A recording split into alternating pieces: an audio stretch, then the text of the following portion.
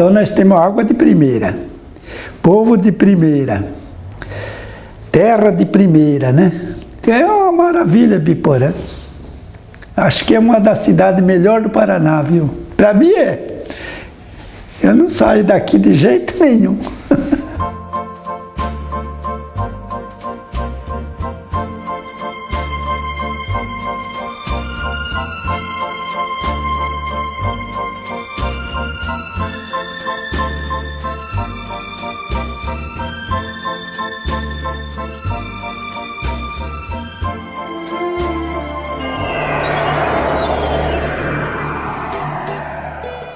A maior alegria, pronto.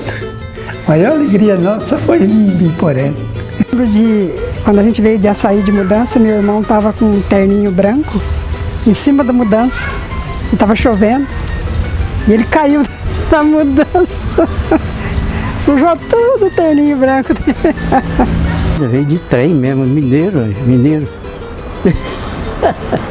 Eu estou brincando, mas lá eu gostava, naquela época tinha. O trem era muito bom, né? A gente vinha, parava em São Paulo, depois pegava o outro trem para vir para cá também. Quando cheguei de trem, um trem que naquela época era muito bom, estrada de ferro, e era um meio mais rápido de chegar aqui, melhor do que de automóvel.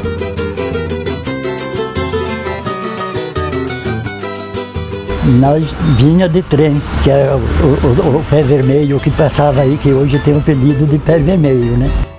E naquela época lá era Maria Fumaça ainda. O trem era a lenha, né? Era só trem que vinha, aquele trem que soltava aquela fumaça, pegava fogo na gente dentro do trem, soltava aquele fogo, né? Soltava brasa, aqueles trem tocado a carvão, né? Então quando via tinha um queimando lá dentro do trem. E descemos ali na estação, um tio meu pegamos nós de carroça para levar lá no morrinho do Guarani. E então foi meu papai, minha mãe, meus irmãos foram de carroça e eu, meu irmão Arnaldo, fomos a pé, né? Então, chegamos lá, já estava à noite. Quando eu vim a primeira vez aqui, chegamos aqui, estava chovendo. Viemos de trem, apiemos aqui na estação aqui, vim com meu irmão fazer um passeio aqui. Daqui para ir até no sítio que nós tínhamos ali, nós fomos a pé, amassando barro e chuva caindo. Aí descemos do trem, com um pouquinho de mudança, pouca coisa, que a gente não trouxe nada quase. E aí viemos, ainda dormimos numa pensão, para no outro dia sair de carroça, porque não tinha condução, não tinha nada aqui. Aí pegou a carroça, meu pai alugou uma carroça, aí nós fomos para o sítio. Ali começou a nossa vida, sem a gente conhecer o que era um mato, o que era bicho. Eu só não vi onça aqui, mas o resto eu vi tudo.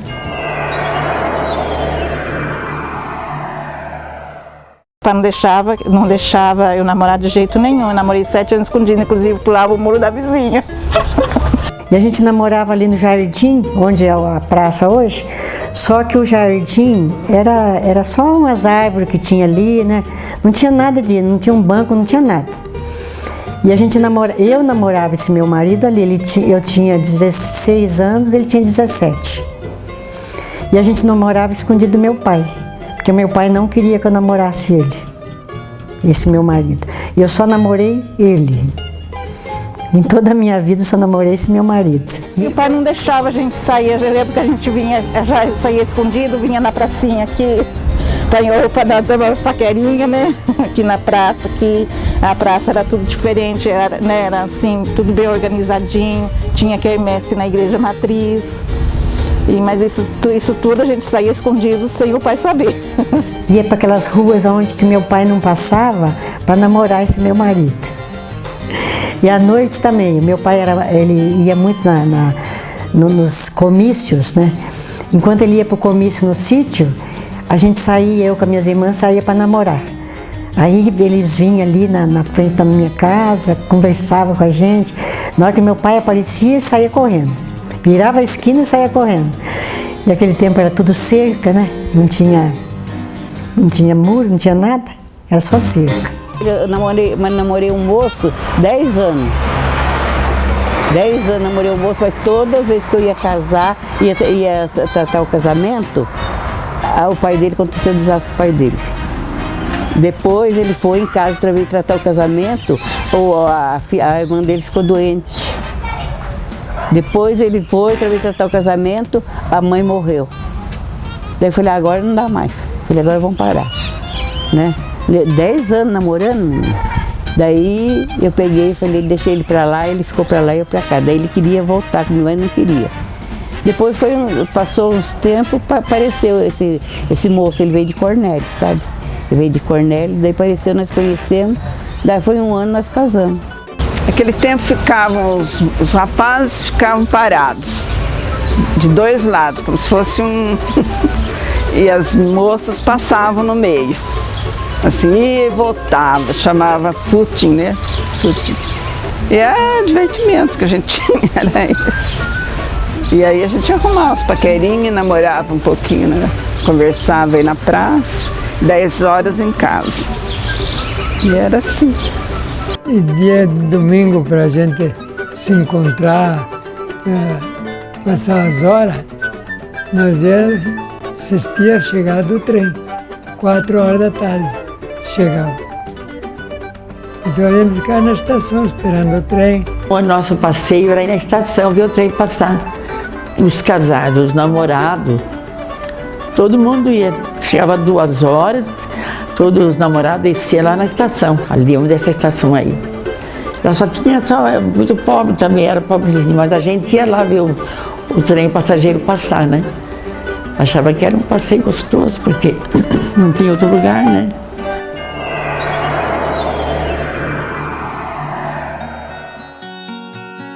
Aqui, quando vim morar aqui, não tinha asfalto em lugar nenhum. A gente saía ali na rua, até chegar lá em cima, a gente tinha que escolher os lugarzinhos para poder passar quando chovia, né? Quando o tempo estava bom, tudo bem. Tinha que escolher os lugarzinhos para poder passar para chegar no centro. Quando chovia, você quase não conseguia andar de tanto barro que grudava no calçado, né? A gente ia na serraria buscar pó de serra para pôr na porta de casa, porque quando chovia muito, não tinha nada calçado, então a gente limpava os pés ali, o pó de serra mantinha seco a entrada da casa, sabe? A gente saía na rua de sapato, né? Saía no centro lá. Saía quando você voltava para casa, quando chovia, você voltava atolado, o sapato de barro. Às vezes precisava tirar até o sapato. Eu andei muitas vezes, a gente andava muito, umas moças também, tudo. Andava muito descalço, andava no barro. Atolava o pé no barro. Que virava, porque lá não era asfaltado, né? O centro ali não era asfaltado. A própria cidade aqui tinha poucas ruas asfaltadas. Então havia muito barro aí, tanto é que eu ia para a faculdade no meio do barro. Né? Era uma dificuldade para andar, não tinha calçada. E muro também não tinha, então eram aquelas balaústras, aquela cerca. Então você tinha que ir segurando para não cair. Porque formava aqueles montinhos de terra liso. Se você estava sem salto, você chegava em casa de salto. Porque o barro ia grudando. E para vir na cidade era custoso. Quando chovia, a gente vinha com um calçado velho, que quase a gente nem calçado tinha, sabe? E trazia um calçado e um pano para quando chegasse ali perto das ruas da cidade, a gente pegava antes de chegar. A gente limpava bem os pés, caçava o calçado e escondia aquele velho lá no meio do mato. Quando voltava, pegava, trazia. Não é que nem hoje que tem um monte de calçado, não tinha. E as moçadas passeavam na avenida, ali, Avenida Paraná hoje. Mas não tinha um tijolo, era terra tudo, né? e formava aquele poeirão. As moças ficavam com o vestido vermelho, mas era comum, né? Ninguém fazia conta do pó. Mas asfalto mesmo não tinha nada não.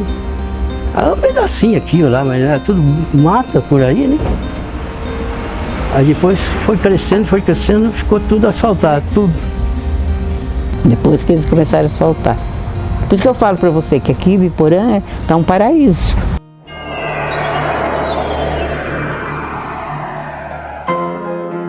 Lembro de muita coisa, a gente brincava muito na rua. A gente era terra, mas a gente brincava até 10, 11 horas, aí a mãe fazia entrar, se lavar para ir dormir, né? Eles faziam um caracol lá dentro, bem grandão, que pegava o pátio inteiro. Aí as crianças iam entrando ali nesse caracol, até encher o caracol, né, de criança. Era muito gostoso. Nossa, as brincadeiras a gente tinha muitas, né? Na escola até aquelas brincadeiras de salva lá de correr, né? Aquilo era, na escola fazia isso. O cara corre para parar num lugar, né? Essa brincadeira de escola tinha correr, correria. O cara vinha correndo, passava, batia a mão num que já estava parado no lugar que foi marcado, aí eu salvava aquele que estava ali para sair outra vez, assim, salva, brinca. Isso aí nós fazia direto. Tinha de como que chama aquele negócio de bater na bola? Bete. Acho que era bete que falava, sei que era uma brincadeira também de jogar. Eu acho que fazia uma casinha, né, com os pauzinhos e com uma barra de madeira, que seria a bete. A gente tinha que bater aquela bola e derrubar a casinha do outro. Se derrubava era ponto para aquele que bateu a bola. A gente brincava bastante com isso. A gente brincava bastante, andava de bicicleta, tinha um terreirão de café. E ali a gente aprendeu a andar de bicicleta, pular nos montes de café, e brincar no cafezal, e procurar melancia. A gente quebrava a melancia nos tocos, né, para comer o miolo. Era pique, roda, passar anel, barrabol, como falava, sabe? Que é bola queimada, a gente falava barrabol. Passa anel, você fecha a mão e vai passando anel, você derruba na mão de um, aí você pergunta, né, para a fileira que tá, com quem que tá o anel? Tudo no chão mesmo, sentava, né? Tudo assim enfileirado. E alguém com o anel no meio das mãos e todo mundo com as mãos juntas também, na mesma posição.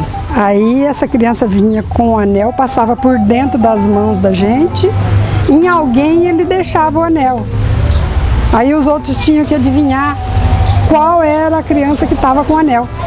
Se ele adivinhasse, ele ia passar o anel, entendeu? Aquele balança-caixão que você senta assim, fica um e vai um agachando na bunda do outro. Aí, né, balança-caixão, balança você, dá um tapa na bunda e vai se esconder. Era uma brincadeira ingênua assim, mas era gostosa.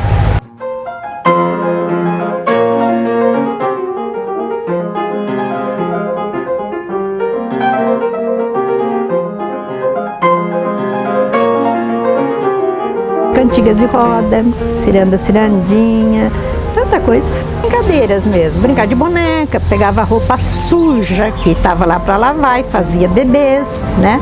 A gente não comprava boneca naquele tempo. Usava as roupas e fazia os bebezinhos e brincava o dia todo com esses bebês.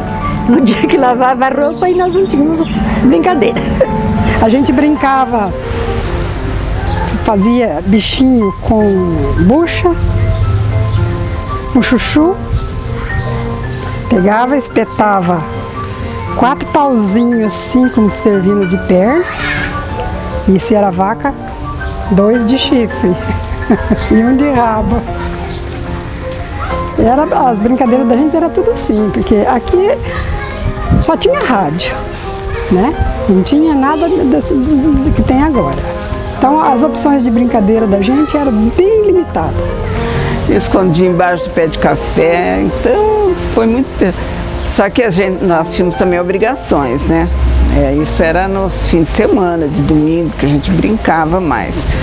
Mas assim, cada um tinha obrigação, um tratava das galinhas, outro pegava milho para dar para os porcos, outra moía café, outra varria. Então nós éramos bastante pessoas, mas cada um, todos ajudavam.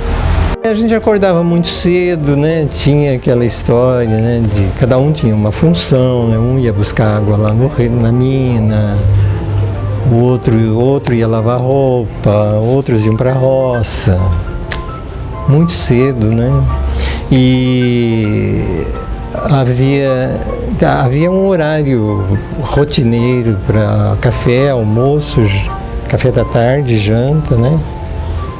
Sempre aquela rotina, e tudo muito mais cedo que hoje, porque o povo ia dormir bem cedo, não havia televisão, aquele rádio muito rudimentar, né? E eles iam dormir cedo, cansados, né, para começar uma nova batalha no outro dia cedo, muito cedo.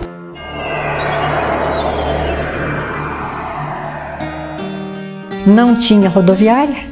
Não tinha ônibus, não tinha nada aqui. Aqui não tinha condução, não tinha nada. O ônibus aqui era aquela jardineira que tinha do Garcia, que não tinha porta. Era só banco e cada um entrava tudo aberto, né? Então ela veio muitas vezes aqui em Porã. A gente andava só a cavalo e de carroça. Eu fui para Londrina de carroça, voltei de carroça e cavalo. Depois apareceu uma charrete, daí nós andávamos de charrete. Depois apareceu o ônibus, era tudo aberto assim o ônibus. Então o pessoal entrava tudo no ônibus e o ônibus ia cheio de gente, ia para Londrina. Depois voltava para cá outra vez. Depois daí apareceu o misto, que era o trem. Nós íamos de trem para Londrina. Bom, daí de trem, depois começou a aparecer caminhão de tórica, carro.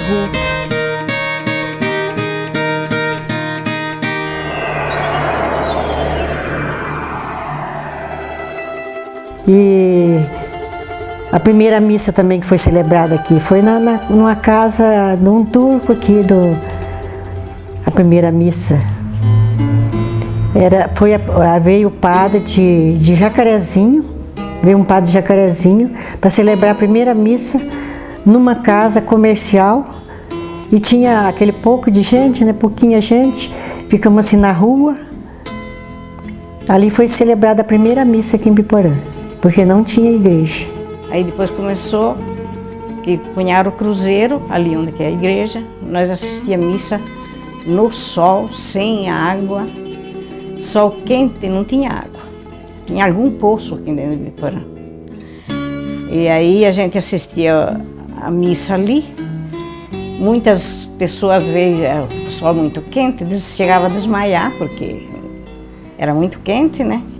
E sentados, sabe aonde? Em cima dos palcos eles derrubavam. Tudo sentado ali. Não juntava muita gente, porque era pouca gente, né? Mas era gostoso. E aqui a missa era uma vez por mês que vinha na igrejinha aqui. O padre vinha de Londrina a cavalo. Nem me lembro o nome dele, mas de Londrina ele vinha uma vez por mês, saía de lá a cavalo e vinha rezar a missa aqui e voltava. O padre Vitorino foi o primeiro padre que chegou na igreja, né? Depois ele veio a falecer, ele caiu do cavalo, ele tinha uma chácara. E logo ele ficou doente, quem levou ele para São Paulo, o Santinho, meu irmão, e o meu marido, só que era solteiro, né? Eles levaram para São Paulo, ele morreu lá. Daí veio o padre Roberto, sabe? O padre Roberto que fez o meu casamento. Faziam procissão, a gente ia na procissão. A gente se juntava e vinha na festa, aí ia na procissão. Mas quando que ia descambando à tarde, tinha que ir embora. É ordem da família.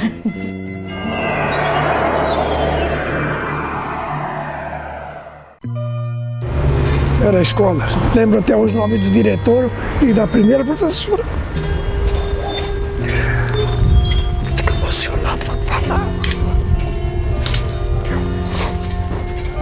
nós nem ia na escola no começo, as primeiras aulas que nós recebíamos eram nas casas improvisadas que tinha aí, eles davam um salão lá e colocava os bancos, as crianças assistiam a aula ali. E depois que passamos para o grupo, que o grupo fez 2 salas só também. Uma sala de primeiro e segundo ano e outra sala os mais adiantados um pouco. Eu tive que dar aula no pátio da escola porque não tinha classe. Aí, o seguinte, as crianças davam aula sentada na grama, pus a lousa no pátio da escola e as crianças aprenderem.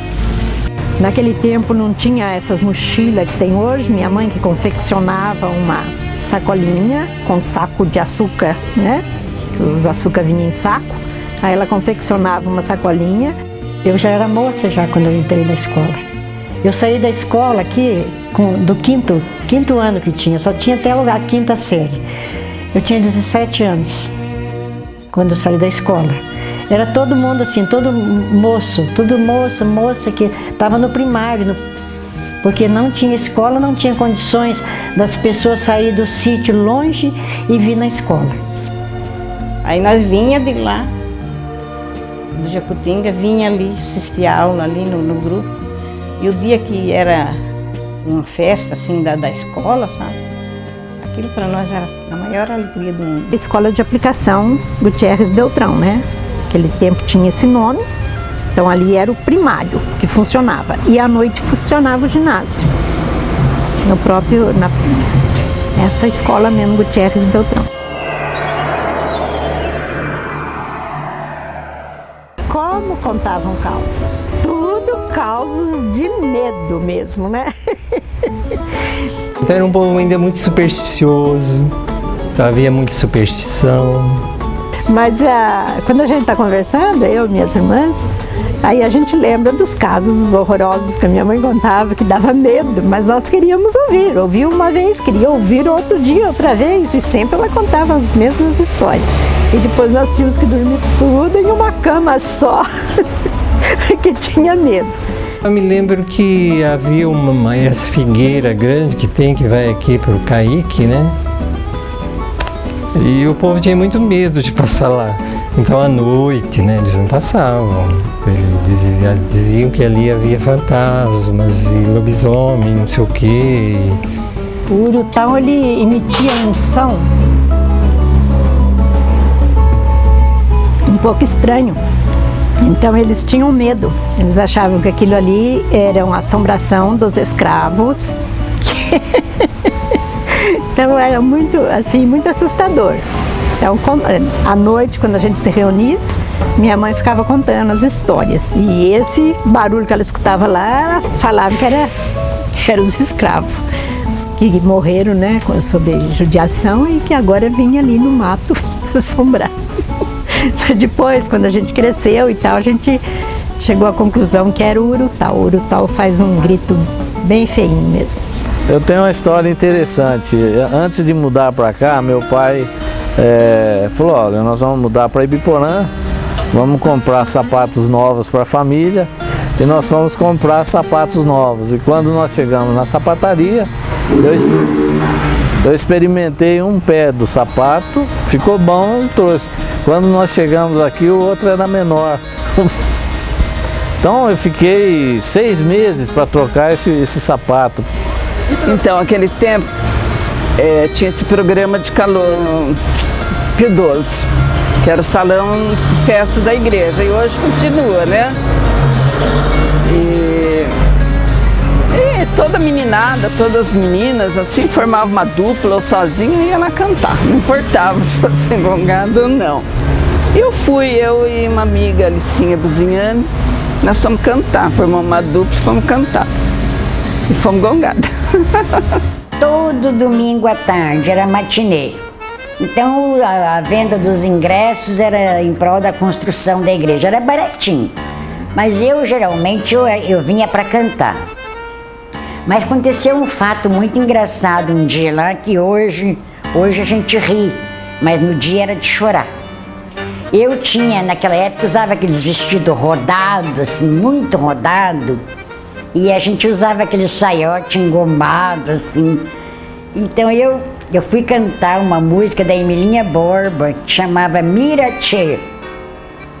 E eu cheguei lá no palco para cantar, eles me chamaram, eu subi e eu tava com um saiote com um botão.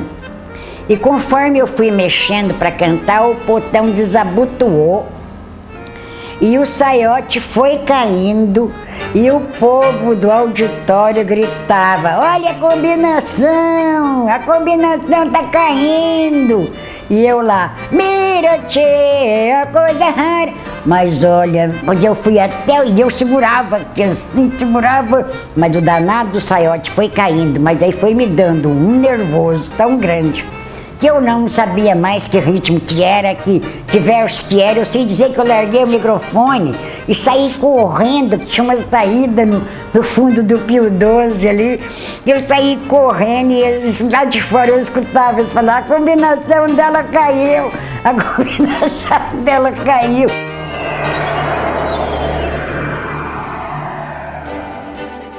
Havia o hospital aqui, Santa Terezinha, que era de um médico chamado Dr. Mauro Filgueiras, aqui.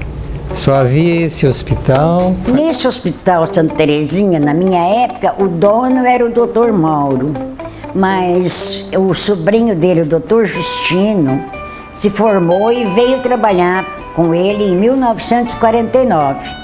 Bom, naturalmente, a minha primeira impressão, eu que frequentava os melhores hospitais do Rio de Janeiro, foi assim um susto quando eu vi e o meu tio então me mostrou o Hospital Santa Terezinha, que era uma casinha, que eu tenho até o retrato dela,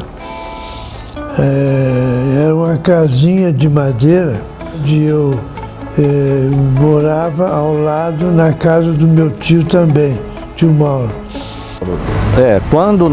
Quando eu fui para o hospital já era do Dr. Roberval. Era do Dr. Roberval e do Dr. Mazari. Eles tinham comprado do Dr. Mauro. O negócio foi fechado no finalzinho de 1969. Em 1970 o hospital já era deles. E a partir de 1975 eu fui contador do hospital por alguns anos. E depois acabei me tornando sócio e estou até hoje lá. Onde é o Cristo Reis, era mato. Era mato. Quando o Renato comprou aquilo lá para fazer o Hospital Cristo Reis, a turma disse: esse homem está ficando louco. Onde que se viu ir comprar um terreno lá para criar hospital no meio do mato? Esse homem está ficando louco. Fizeram a primeira festinha para adquirir um pouquinho de dinheiro, aquelas barraquinhas cobertas de sapé, uma ruinha de terra ali, para adquirir um dinheirinho para começar a construir o hospital. Então, na época que foi lançada a pedra lá era prefeito o seu Renato Valdo Sodré. E eu saía com a mulher dele, com a dona Margarida, e nós fomos em Açaí, Uraí, a gente saía pelas cidadezinhas aqui para pedir ajuda para os prefeitos. Porque o hospital era para atender a região, e ainda é, né? Então não ia atender só Ibiporã, ia atender toda a região. Então eles achavam que também as cidades vizinhas deveriam ajudar na construção. E eu fui uma pessoa de vezes com ela e outras pessoas aqui para ajudar.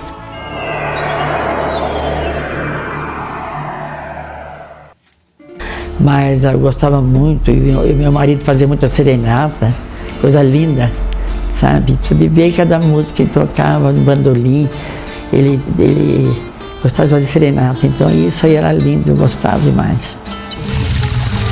Meu marido era músico, você vê meu marido cantar, a minha casa era a casa da música. Ia no meu quintal, lá vinham os jovens, sabe? E meu marido cantando, e aí levava um violão, e era a casa da música. Uma coisa que eu não esqueço também, que ele fazia pra gente, né? Agora, naquele tempo, já tinha o alto-falante do Caetano, coitado, que ele, muitos anos, e aquelas músicas, mais música de cantor, deixa eu lembrar, Francisco Alves, Vicente Celestino, tinha muita música bonita também, né, naqueles tempos. Saudade, palavra triste, quando se perde um grande amor.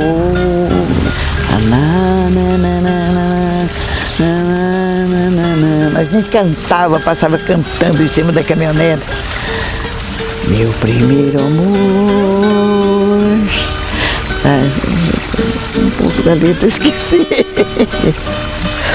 Ai, também 76 anos, pega a música mais, né? Sabe o que eu tenho saudade daqui? Se eu falava assim, nós entrava na caminhonete, fim de ano, a gente entrava na caminhonete, saía cantando. Natal, nós enchia a caminhonete, meu marido tocando o violão que ele tocava, né? Nós cantando, Natal. Cantava por em cima dos... Isso aí, mas a gente ia pro DR, passava nos lugares, nos desertos, cantando música de Natal. Você precisa ver como o povo gostou disso aí. E não faz mais em Ibiporã.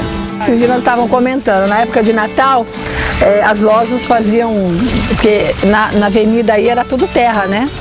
Só tinha as calçadas, mas eram terra, não tinha ainda asfalto. Então, o que eles faziam? As lojas, geralmente na época de Natal, eu falei, bem que poderia voltar essa época, né? Então, você comprava os presentes, 5 horas da tarde, você já passava todos os presentes em cima, entregando os presentes nas portas dos comércios, das pessoas que moravam nos comércios. Então, a gente ficava na calçada, nossa, toda feliz, esperando logo essa carroça passar com o Papai Noel em cima para entregar os presentes. Era muito gostoso. Minha família veio do Japão. Eu sei que foi no estado de São Paulo, alguma coisa, mas eu não lembro muito bem onde que eles chegaram primeiro aqui na cidade. Costurei 43 anos. A gente vai ficando de idade, a gente sente muito só, né? Como eu tenho 73 anos, então a gente... Logo que meu sobrinho voltar, nós vamos ver o que nós vamos fazer. E minha sobrinha mora em Florianópolis e eu vou morar com ela. Porque desde pequeno nós estamos sempre juntos, sabe? Antigamente dançava bomodori no palco, assim. Nós representava até outra cidade, apresentar a dança. Arroz, feijão, né? Eu gosto, assim, bastante de comida japonesa, sabe? Sukiyaki, essas coisas eu gosto. Macarrões, né? Chinesa, arroz também. Eu diria para você que é um privilégio morar em Ibiporã, porque é uma cidade que tem uma infraestrutura invejável. Acostumei tanto aqui que eu não troco mais. Estou tão feliz aqui de ver uma cidade tão grande, tão boa, tão evoluída, né? Que eu não saio daqui de jeito nenhum, nunca quis sair daqui. Acho que é uma das cidades melhores do Paraná, viu? Para mim é. Eu não saio daqui de jeito nenhum.